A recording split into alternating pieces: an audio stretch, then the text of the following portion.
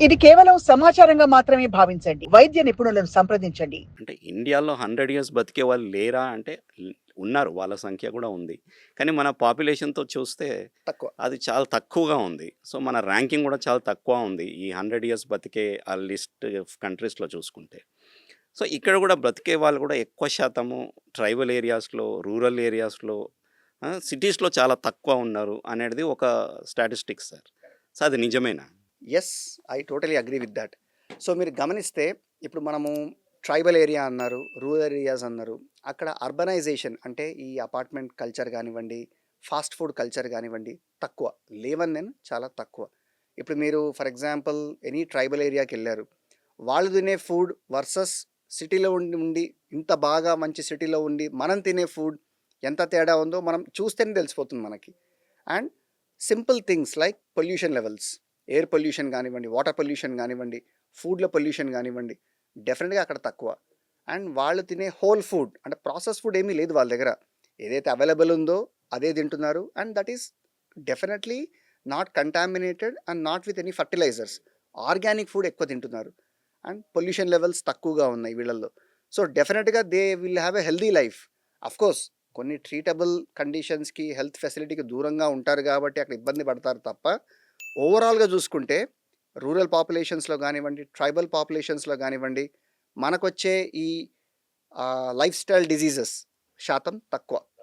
Sir అంటే ఇప్పుడు మనం చూసుకున్నట్టయితే ఇండియాలో అంటే ఎక్కువ మనకు వచ్చే వ్యాధులు ఇవన్నీ చూసుకుంటుంటే అంటే బాగా లాంగ్ స్టాండింగ్ ఉన్న వ్యాధుల వల్లనే మనకు ఈ 100 ఇయర్స్ వరకు బ్రతికే పరిస్థితి లేదంటారా?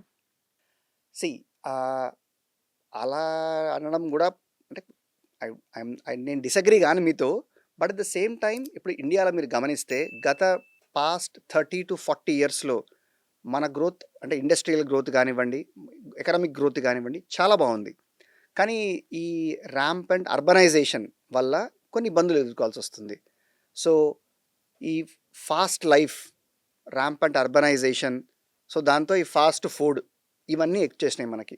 సో, ఎంతమంది ఇంట్లో కుక్ చేసుకొని దాన్ని క్యారేజ్‌లో ప్యాక్ చేసుకొని ఆఫీస్ స్పేస్‌కెళ్ళి తింటున్నారు వర్సస్ ఎంతమంది సింపుల్‌గా ఆర్డర్ పెట్టేస్తున్నారు.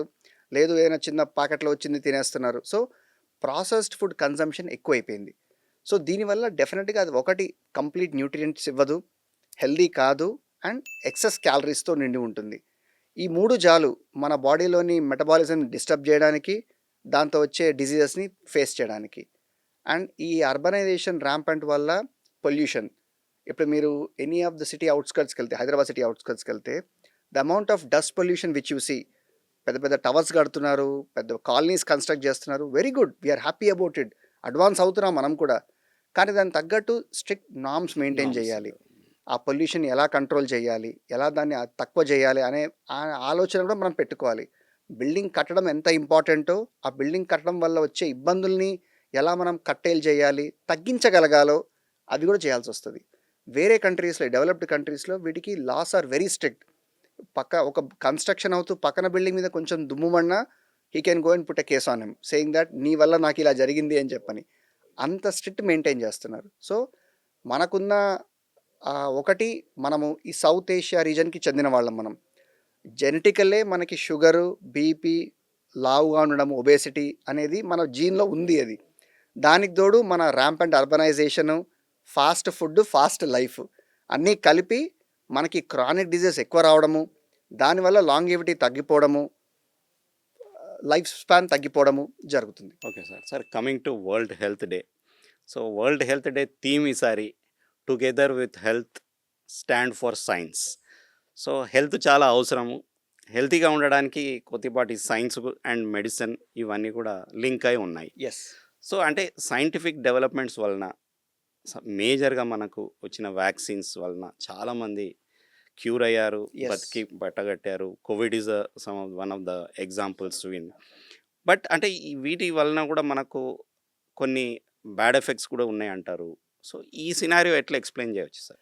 Sir first world health day అనేది WHO 1948లో ఎస్టాబ్లిష్ అయినప్పుడు ఇదే రోజున ఎస్టాబ్లిష్ అయింది. సో, దాన్ని గుర్తుపెట్టుకొని కమమరేట్ చేసుకుంటూ ఎవ్రీ ఇయర్ ఈ రోజు వరల్డ్ హెల్త్ డేగా సెలబ్రేట్ చేసుకుంటాము. అండ్ ఈసారి theme is very specific that they are understanding that science is important, to have a healthy life. అంటే ఏ డాక్టర్ అని కాదండి, ఎనీ హెల్త్ ప్రొఫెషనల్కి సైన్స్ అనేది ఒక కాంపాస్ లాంటిది. అది మనకు దారి చూపిస్తుంది. సో ఏదైతే మనం ఇది వరకు మీరు వ్యాక్సిన్స్ అన్నారు కోవిడ్కి, దానికి సైన్సే బ్యాకప్ చేసింది.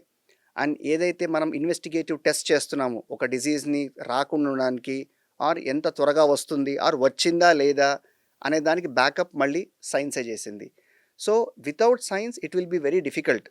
సింపుల్గా చెప్పాలి అంటే హాస్పిటల్కి పేషెంట్స్ వచ్చినప్పుడు, డాక్టర్ గారి దగ్గర పేషెంట్స్ వచ్చినప్పుడు వాళ్ళని మేము ట్రీట్ చేసేటప్పుడు ఎవిడెన్స్ బేస్డే ఇస్తాము. నా ఎక్స్పీరియన్స్తో నేను ట్రీట్ చేయను. వాడికి ఉన్న ప్రాబ్లంకి ఎవిడెన్స్ బేస్డ్ ఏం ట్రీట్మెంట్ ఆప్షన్స్ ఉన్నాయో ఎక్స్ప్లెయిన్ చేసి ఆ ట్రీట్మెంట్ మేము సప్లై చేస్తాం. అది so science is very important. Of course there might be కొంచెం ఓవర్ డూయింగ్ ఉండొచ్చు, but when it comes to the point of health I think that is not wrong. Because end of the day ఆ health అనేదే బాగుంటే ఏమైనా చేయొచ్చు, మనం ఎంత దూరమైనా వెళ్ళొచ్చు. అదే లేకపోతే ఇంకా చేయడానికి ఏమీ లేదు అక్కడ. అందుకు